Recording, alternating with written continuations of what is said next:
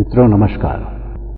चलिए मेरे साथ आप भी कुछ समय अपने परिवार के सदस्यों के साथ समय गुजारिए मेरे बजरी तोते की हरकतों, कलाबाजियों और अठखेलों के साथ। निश्चय ही आपका मूड बदल जाएगा और नई ताजगी का अनुभव करेंगे। धन्यवाद।